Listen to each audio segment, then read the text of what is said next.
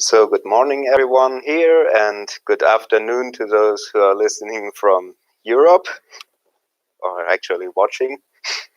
So I have a very broad topic this time: motivation matters, the future prospects from an enthusiast perspective. So let me start with an about me slide, which actually tells you where the biases of my talk may be. So I'm a BOINC enthusiast since 15 years now, so basically half of my life. So I have quite a bit of experience in this field. I'm co-administrator of the German team SETI Germany. And so, yes, you may guess that there might be a bias towards SETI, but that's actually not true anymore. We are active at all projects. But there may be a bias towards the needs of German volunteers and the problems of German volunteers. Yeah, then I'm the co-organizer of the BOINC Pentathlon, the largest short-term competition in BOINC. And when I'm not working on BOINC stuff, then I'm a PhD student in stellar astrophysics at the University of Göttingen. So I also knew something about science. So in this talk, I will first address the question, why are we losing volunteers? Why do volunteers quit? Then I'll present some strategy ideas, which are, and not many of them are new. Most of them are quite old, actually. And then towards the end, I'll briefly cover two other approaches which I think don't work. So let's start with, why do volunteers quit? So the problem is we actually don't know much about this. And it's also probably that there are very many answers to this question. But there are certain recurring anecdotal evidence to this. So we know that new volunteers are quitting after quite short time, where short is a bit relative. Some may stay for a year or so, but there's also quite a lot of short-term participants on the scale of a few weeks only. Then the second sentence you often hear from quitting volunteers is, it's expensive and I get nothing from it in return. The third item is that my tiny contribution doesn't make any difference, so why should I bother at all?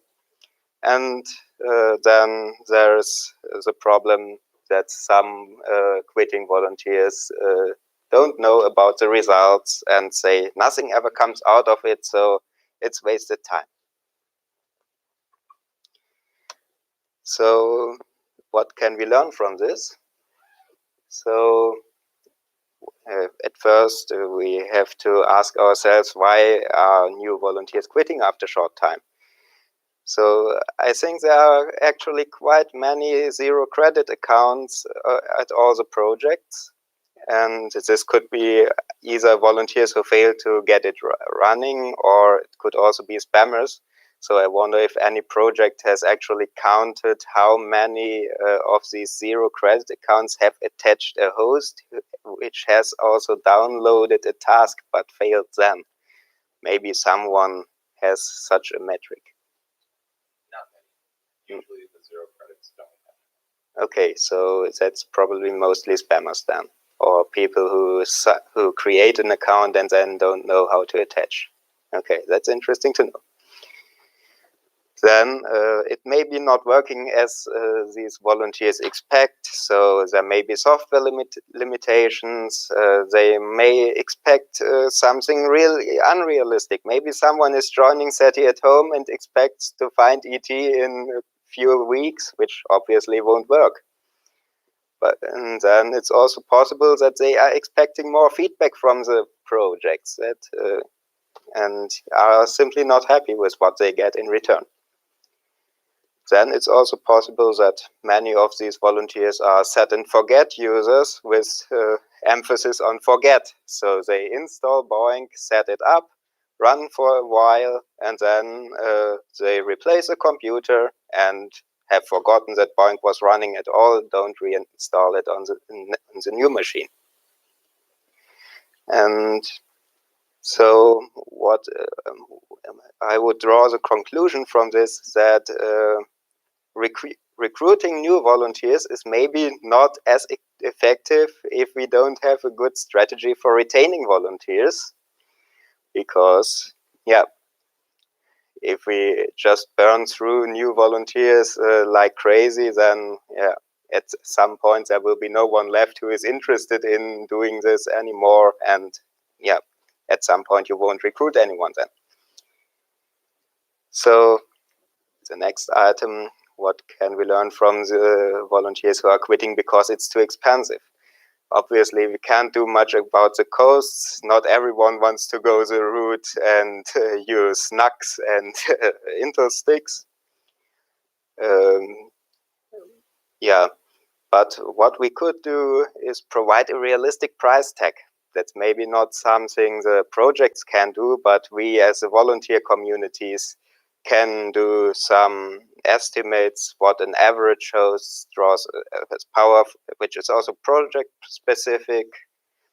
And then we can provide on our websites some price tags so that the new volunteers don't get their first electricity bill and then say, oh, it's too expensive, and quit. And then there are also more expensive hobbies, so it's not a lost cause. So we still have a chance there. But the volunteers need to feel rewarded so that they have the feeling that they get something in return. Then yes, it's true that tiny contributions at first glance don't make a difference, but there are many tiny contributions and they add up to something really big. And actually, you may have quite large volunteers or these volunteering organizations who are donating lots of CPU time. But what do you do when one of these big contributors quits? Then you end up with a problem. So you should also focus on the tiny contributors and keep them happy, not only care about the big ones. And then it's also true that a tiny contributor's device might be the lucky host that gets the most interesting task, like a found pulsar at Einstein at home, prime numbers at prime grid, whatever. And actually that's it is I think the recent world record prime at GIMS, a non-BOINC project, was actually found by a volunteer who just signed up and processed his fourth task last December. So a tiny contribution can have interesting results. And then nothing ever comes out of it. It could be that the volunteers have unrealistic expectations, but it could also be that the goals are a bit unclear. So we have to carefully check if we give them enough information. And what we definitely need is a better communication of progress and results so that the volunteers see that there's really something getting done. Now on to the strategy ideas. So I base them on my own observations. So I didn't do a full study on this, but I also looked at the old literature on this, the Knopf et al. Papers, which have inconclusive results, unfortunately, and also some other things, your WCG user study from a couple of years ago. And basically everything somehow fits in my picture. So I split this section up in two parts, which are science and fun.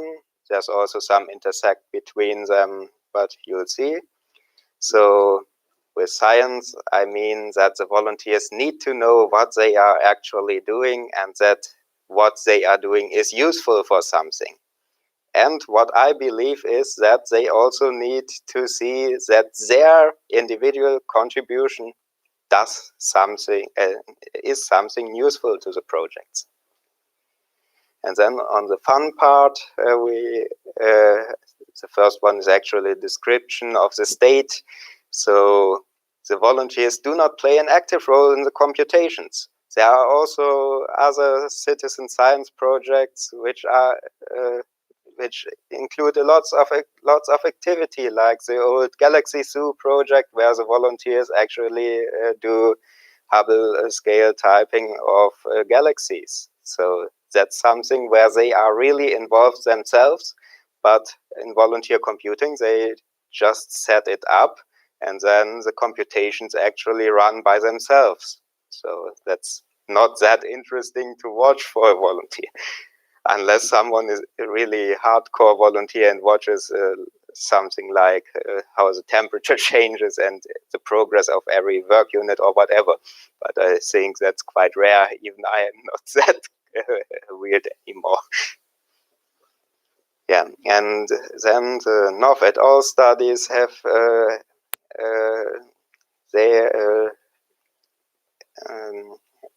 I lost the track a bit. So they qualified social interactions as the main portion of enjoyment, which you can have from volunteer computing. But I think that you also need to know that you not only need to know that it is for good cause, but there has to be some more to keep communities alive than just knowing it's for a good cause and hey, we are all doing good things. I don't think that the communities will work long on that basis only. So let's look at the science part at first. So most projects use their main page to present their goals, which is fine. And it's, of course, they shouldn't forget to explain why and how they want to accomplish these goals.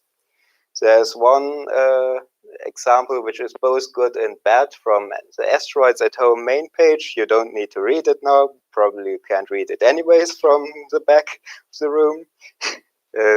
So this one is very excessive. It explains everything in a lot of detail, so that's quite nice. That's a good one. But of course, you don't want to see this wall of text at first if you open the website. So it makes sense to put this on a subsite and link it. So that's what I mean with not everything has to be on the main page. But of course, it has to be easy to find. Otherwise, the volunteers don't know what's the goal of the project.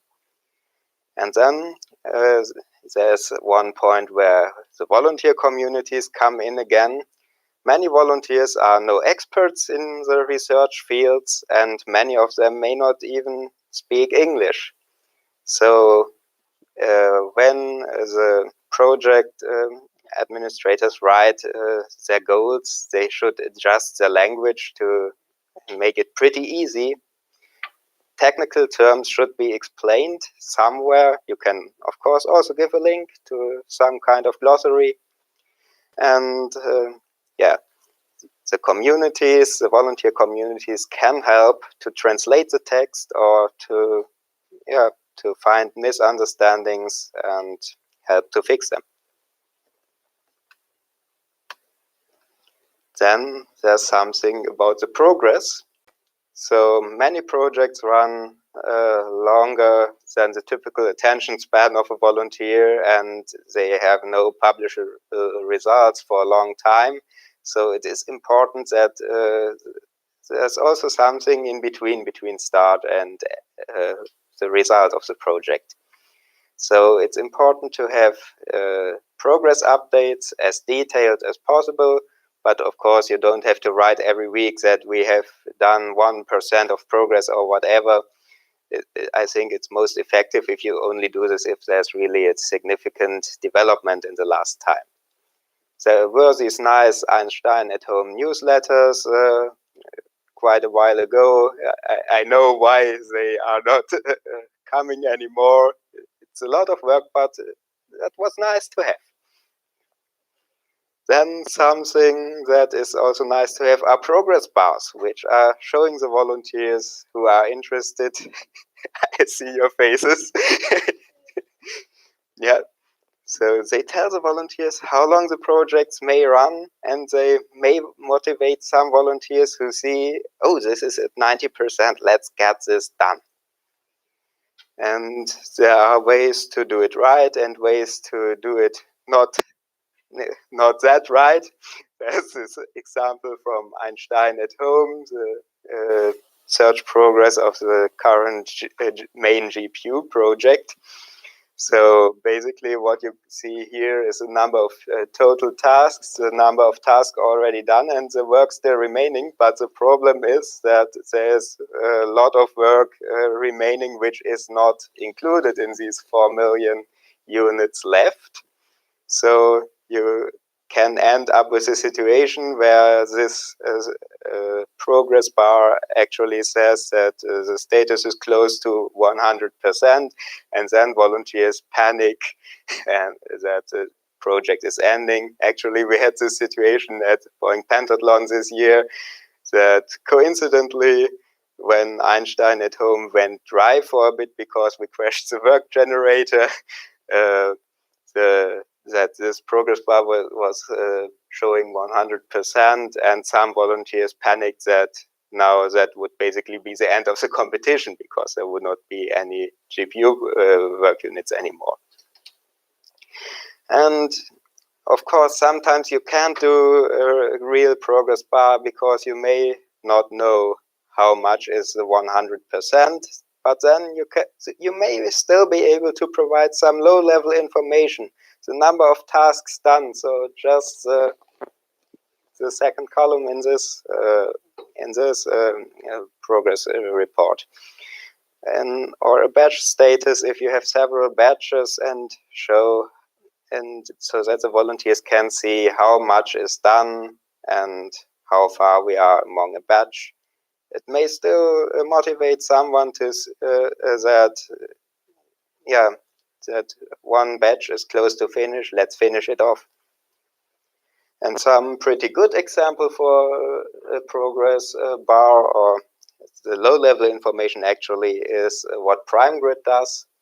So you can see, if you can see it, number of completed tasks in progress, number of tasks which are generated waiting to be sent out, then some numbers on the actual progress of the project. You can see if there was a found prime in this sequence. If there are not any work units left for a sequence, it's also marked in color. So that's a pretty nice example of how things could look like. But then the most important things are, of course, our results. So to all the project administrators, don't be shy about your results. We have already seen yesterday this new publication list by CPDN, which is very nice. I really like it. And actually, every project should have such a results page with list of papers, maybe links to databases if the results are shared online. This should be easy to find, of course. And maybe it would also help if there was some standard how projects handle this. So same place, same format at all the projects, because this would help volunteer communities who create collections, and it would also help to finally update the publication list on the BOINC website, which has been last updated 6 or 7 years ago. So there's a lot of things missing there, and of course this doesn't help when volunteers are complaining that nothing ever comes out of it. And yeah. What's also nice if you post news items whenever you have a new publication. Most projects do this, and again, it's very helpful to keep in mind that not all volunteers are expert in your field, and they may not understand English. So make the language understandable for them and explain it in technical terms. And again, we as the volunteer communities can help you. We can do translations, of course, and yeah, we may also have an expert who may help to understand it. Yeah. And now, the reason why I showed this CPDN publication list is also that you can filter it by individual contributions, which is the next slide here. And as Richard has pointed out yesterday, GPU grid is actually going one step further and granting this water molecule badges for every publication your computers have contributed to. They also do it with a ranking. We have discussed the pros and cons of doing it this way yesterday, so I don't have to go into the details again. So it is important to keep track which volunteers have contributed to which paper so that you can do something like this. And then it's also nice if you find ways to highlight significant task results, like special discoveries. Again, the Einstein pulsar. I think that any volunteer who once got this certificate, the printed certificate actually, that none of them will quit anytime soon. They will keep motivated for quite a long time. And yeah, if you have no way to isolate special discoveries because you are doing a large sample study, then you may still be able to identify a best result of the day or week or month in some funny metric like Rosetta at Home is doing. So they are doing a predictor of the day, which is the volunteer who found the lowest energy structure for any work unit processed on that day. So it may not actually be that meaningful, but it shows something. It also adds something to the front page. There has been this old user of the day stuff, which sometimes shows volunteers who have been inactive for ages. So this is a far better method to highlight one individual volunteer. And you, of course, if you are have a very small project, it may, and one very big contributor, then it may happen that it would be always the same one. But at Rosetta at Home, which is among the larger projects, I would say, not as large as World Community Grid or something. But for them, actually, if you look at the predictors of the day over the last couple of months, there's, of course, the charity engine with its 2 accounts several times. But apart from them, there are not many repetitions. And it's also quite often a tiny contributor, as I called them in a few slides ago. And there may also be ways to grant badges for significant tasks. So this is from a now defunct Russian project, which was simulating diffraction patterns from different chemical compounds. And so they just kept track how many structures you actually crunched. And so you got this badge for 100,000 crunched diffraction patterns. And some idea for the World Community Grid now. On your landing page, if you scroll down to the very end, you get this nice this nice last slide. While you were learning about the World Community Grid, your device could have analyzed so and so many potential cancer signatures.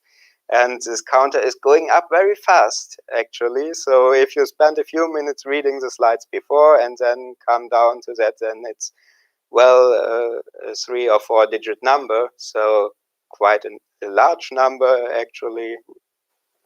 And this really tells the volunteer that his contribution would make a difference or it would do something. But once the volunteer has signed up, he doesn't get such information anymore. He just gets a number of tasks, credits, and runtime. And the number of tasks may even be confused with the number of cancer signatures, and suddenly the volunteer sees that he only gets done very few tasks per day instead of analyzing lots and lots of cancer signatures. So maybe this is something you can improve on. And now let's move on to the fun part. So the science updates and the social interactions are not the only way to increase the project's presence in the volunteers' minds. And I'll briefly go through the existing tools. First of them are the well-known badges. They are, of course, more eye-catching than just some funny numbers on the screen. If you have many sub-projects, well, community grid again, prime grid, whatever, it can also help to spread the resources across different sub-projects, because there are lots of volunteers who want the same color at every project. And of course, that's the fourth point here. It may also cause volunteers to stop if the next level is too far away, because then they feel they don't have enough power. So it also has its downsides.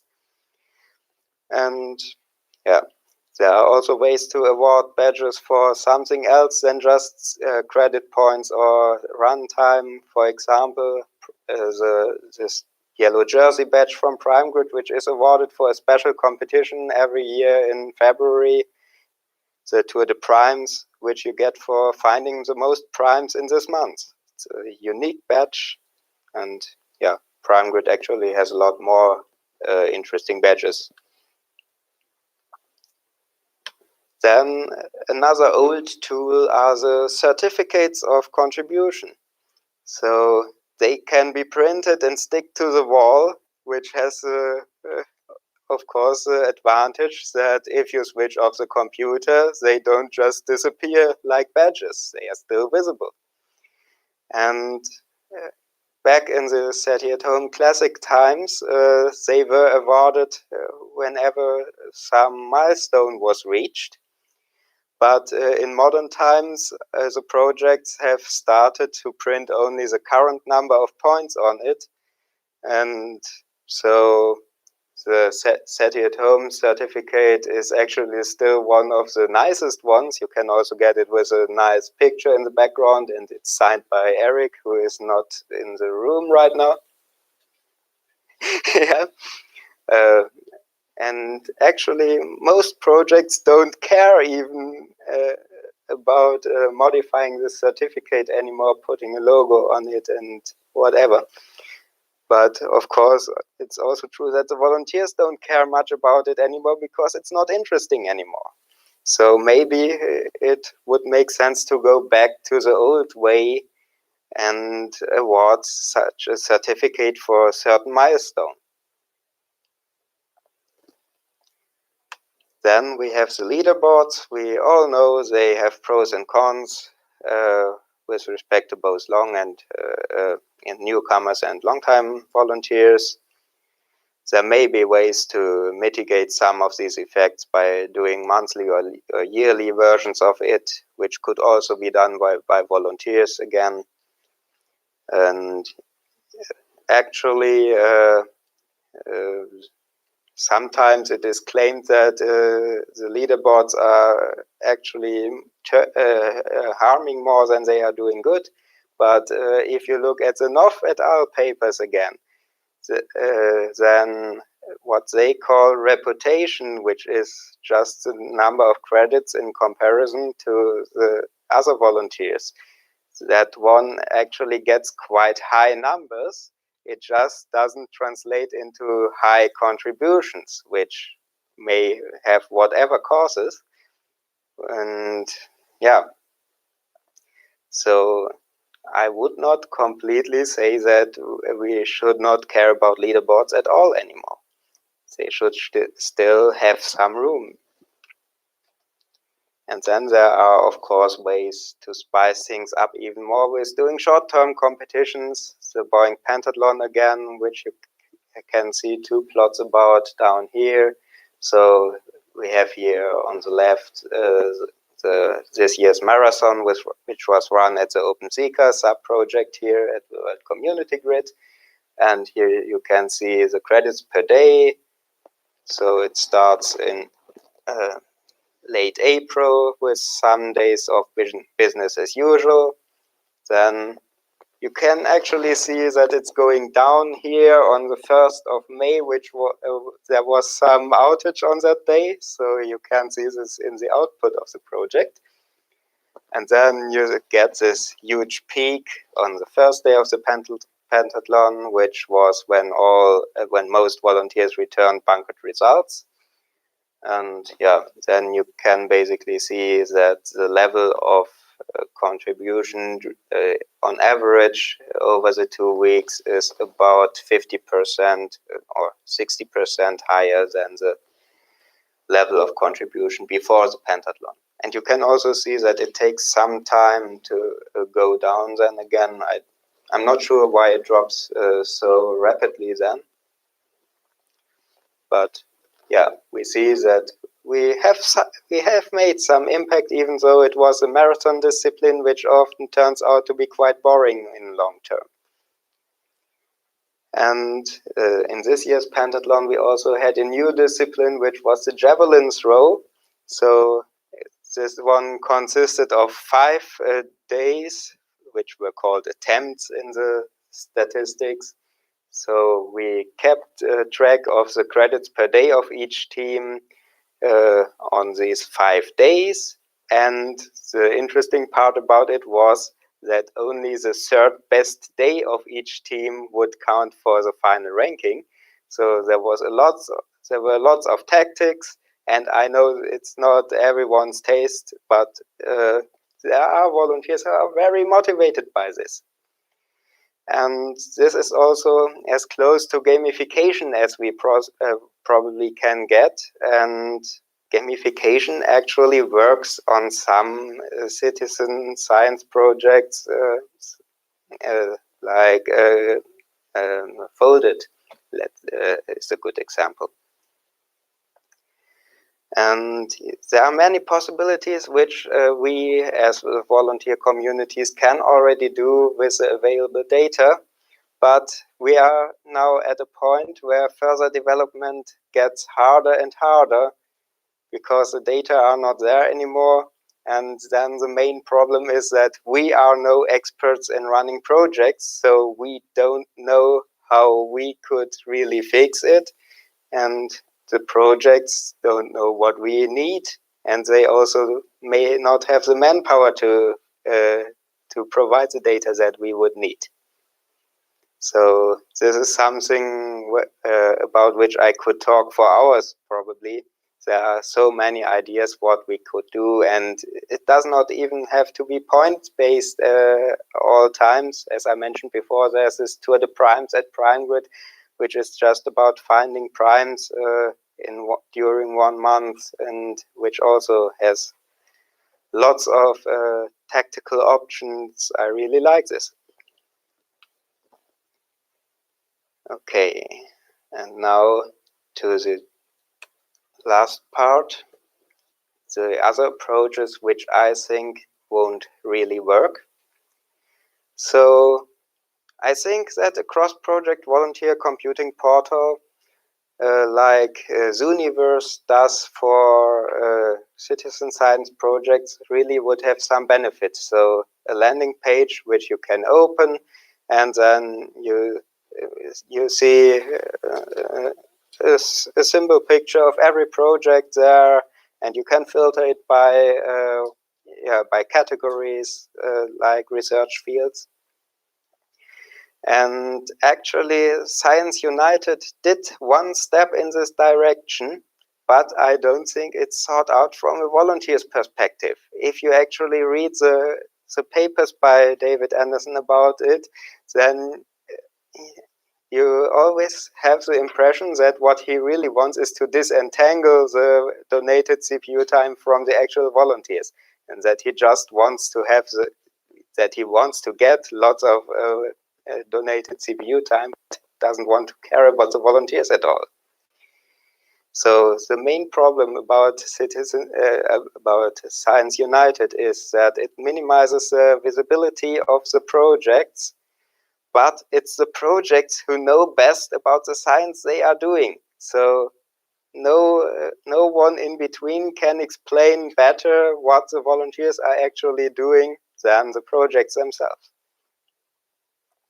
And then there's a problem that mainly due to data protection things, now everyone who signs up via Science United is attached via the same account, and so it's pretty anonymous now, and it kills any way to attribute significant results to a single volunteer without doing very project-specific stuff on the Science United level, which David is never going to do. Let's be honest on this. So basically what Science United does, it is reducing the options to no, that's the last point. So it also reduces the options to join existing communities, because you don't have an own account anymore on the project, so you can't post on the project message boards. You can't join a team. You can't become you can't even find communities like us at SETI Germany who may help you to set things up. And if you somehow come across us, why should SETI Germany help Science United volunteers to get things done? What we really would do would explain them that which project might be interesting for them, and explain them how to use a traditional BOINC, because then they could also contribute to our teams. So I really don't see the strategy to keep the 100 million new volunteers which David wants to attract, how to keep them happy with this strategy. I really don't see it. And then the next item on the list is the monetization by cryptocurrency systems. You knew that was coming. Yeah. So it's a very polarizing topic, which can be good, which can be bad. But if you look at any IT close to IT message board, then there are lots of pros and cons discussed. It's a very polarizing topic. And the problem I see with this is that it also adds another layer of complexity. So we already struggle, and I think we all agree that it's hard to set things up. And why should we add another layer of complexity then? I don't really see it. The next problem is that it puts more pressure on existing problems like cheatability of credits.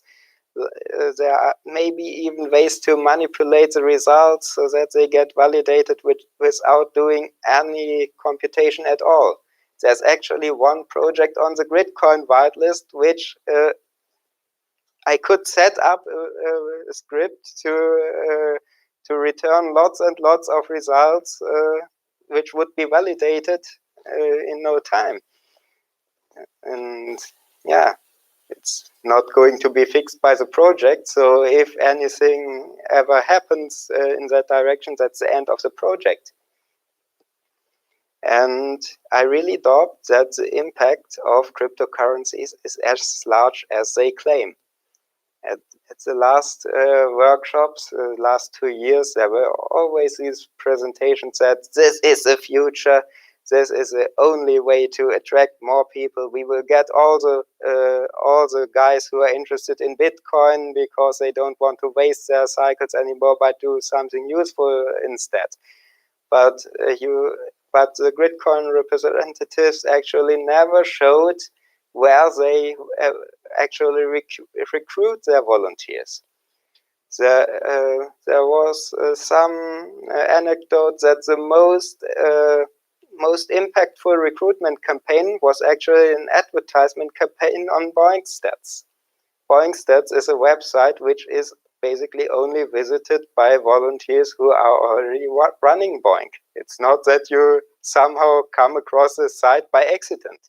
So they have attracted volunteers who were already active. They didn't recruit anyone new. So they did a lot to help Gridcoin, but they did not help BOINC. Not everything that is good for Gridcoin is automatically good for BOINC. It can also be neutral or even bad. And to add some more evidence, I can now that the first project has decided that they don't want to do anything related to this, PrimeGrid. So I can show how their project output and Gridcoin's output at this project developed over the last few months. So in blue, you can see the PrimeGrid total credits per month since July 2018 to June 2019. And the magenta one is the Gridcoin output. And you can see that here in July through October last year, the Gridcoin team actually did quite a lot of work, which amounted to 1/3 of the total output of the project. So when PrimeGrid actually decided that they don't want to be part of this anymore, you could have said that they are crazy, they are throwing away 1/3 of their computation power. But if you actually look at the numbers, you don't see a drop in the total output. So there was just some relocation. The volunteers who still wanted to contribute to PrimeGrid just continued, which is why Gridcoin still has some output there. But many of them also just switched teams again. So yeah, it's not necessarily true that a project gains all that much from financial incentives. And now my summary. So, as I said in the beginning, we don't really know why volunteers leave, but we have some hints and should make the best of them. And I close with two questions. The first one is, do we really have wholeheartedly implemented our old ideas? I have shown them. And the second question is, are revolutions based on some promises that we gain lots and lots of new volunteers? Are they really the better way to move forward than a careful evolution of the good stuff we have done over the last 20 years? And my answers to these questions are no's in both cases. And with that, I think I'm already over time. So thanks for your attention.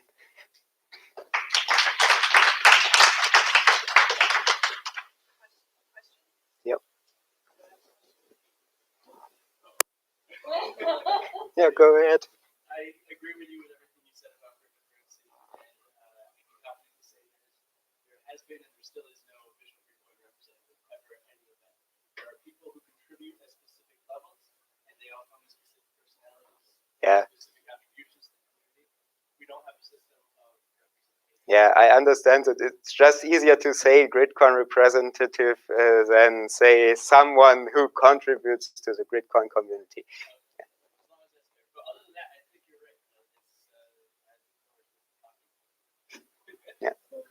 I think I have to admit, I may be completely wrong. There may be even ways to fix some of the problems I am seeing, which actually endorsing it some more and building blockchains deep into BOINC, doing whatever. But I don't think that this has any use for volunteer computing anymore. This would be something different. I agree. I think even if there is a centralization, it needs to be built out more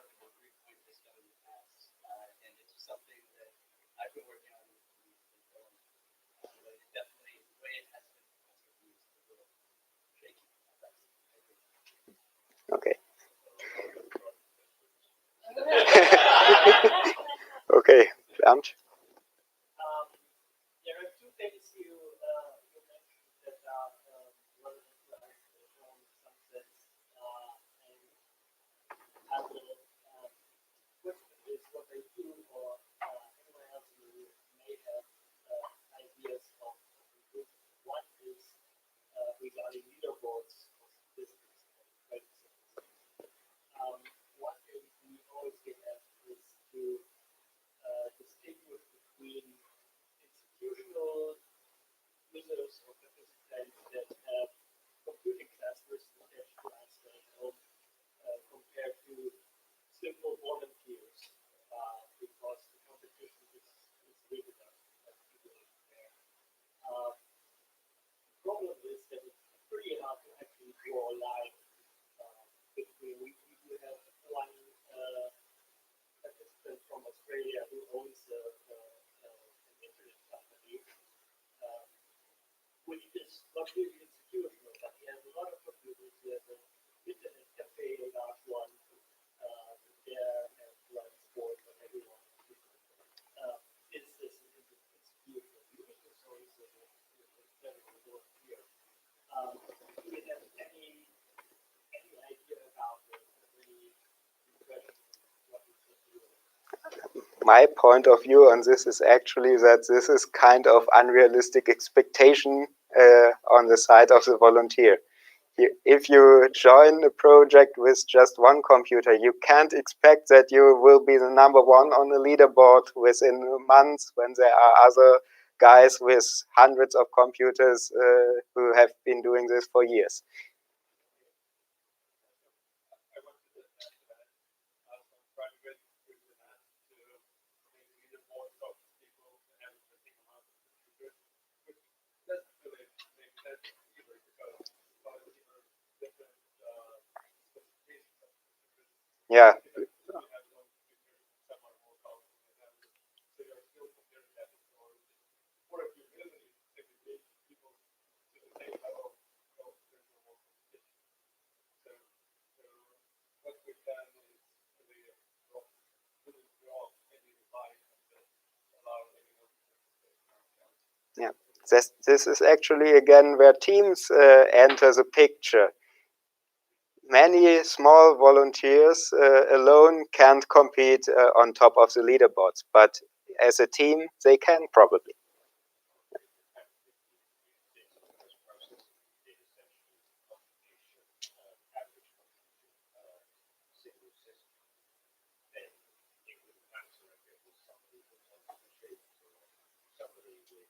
Yeah, but per single system, it doesn't really make sense.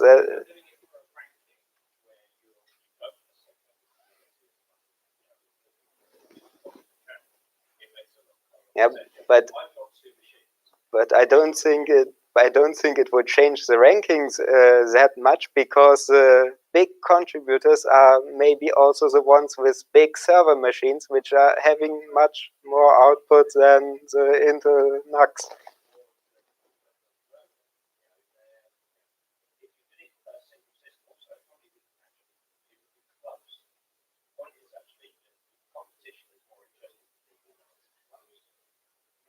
When there's no possibility of changing the result, then it makes it less interesting for you. Yeah.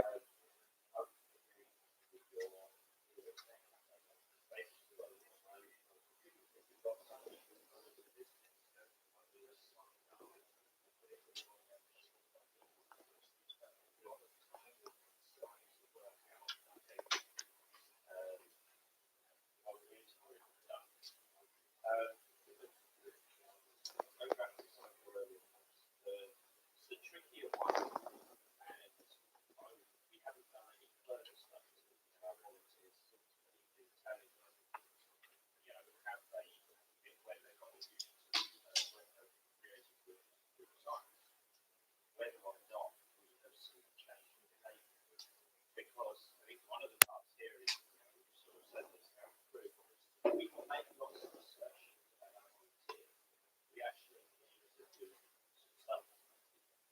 We need to actually put some science into it. Yeah. And from that point of view, we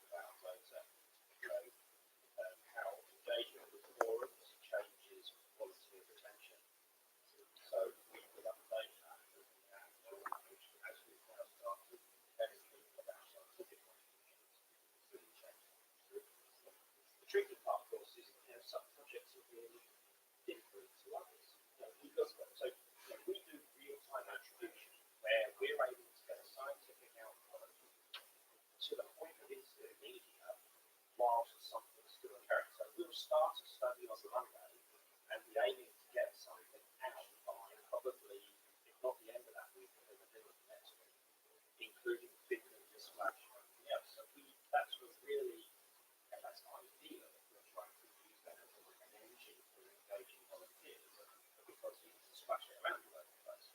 If you've got a project in primary grid or something like that, where you're, or even secondary, your chunks are away for months or years, you know, with a result every so often in an uncontrolled rate.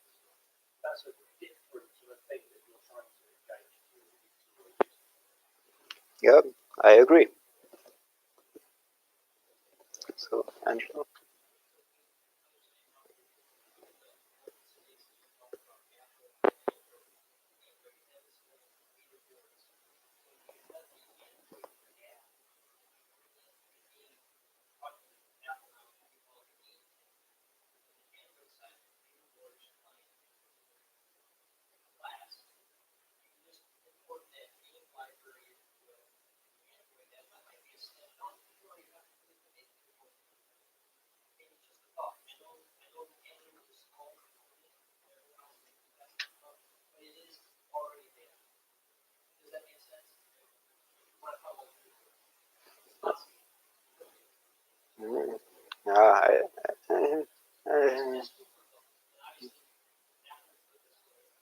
Yeah.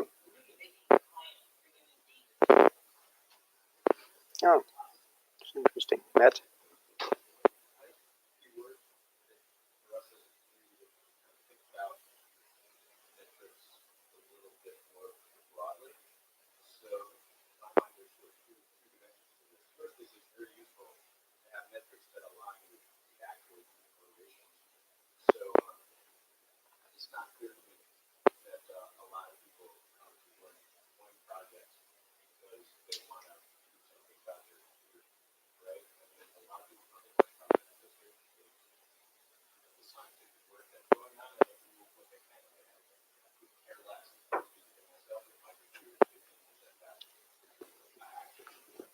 Yeah.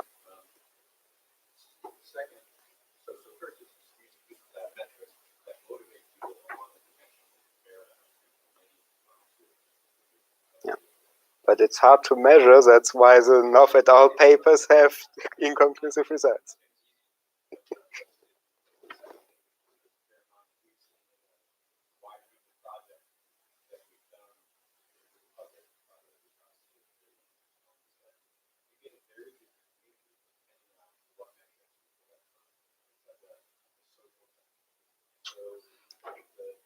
Yeah.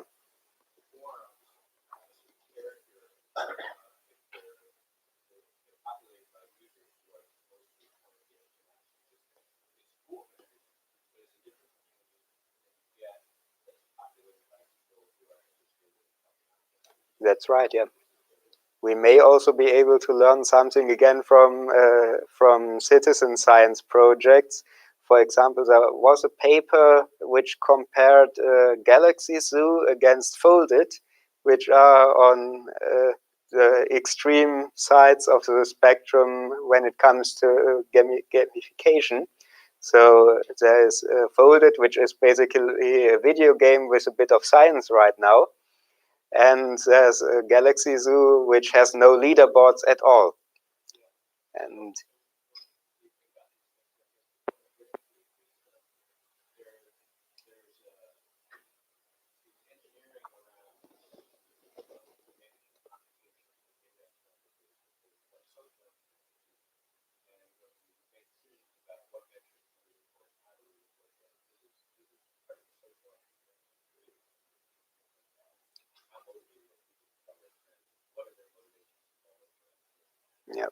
yeah, I completely agree that we need better ways to measure all this.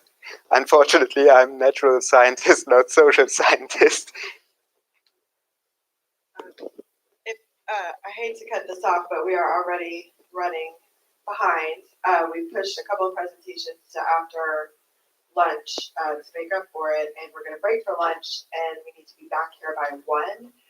And I would say if we have any more topics or questions on this specific topic, or for Patrick, write them down on your sticky, put them in the parking lot, and they can be brought up later or with side discussions, things like that, because I know that this is fun to talk about, but we do gotta keep on time. Anything else? Just be back here by 1. Oh. Yes, that is, those passes you get every day are good all day. So one of us will be hanging around the lobby. Well, I'll be there, let's say 12:45 to start.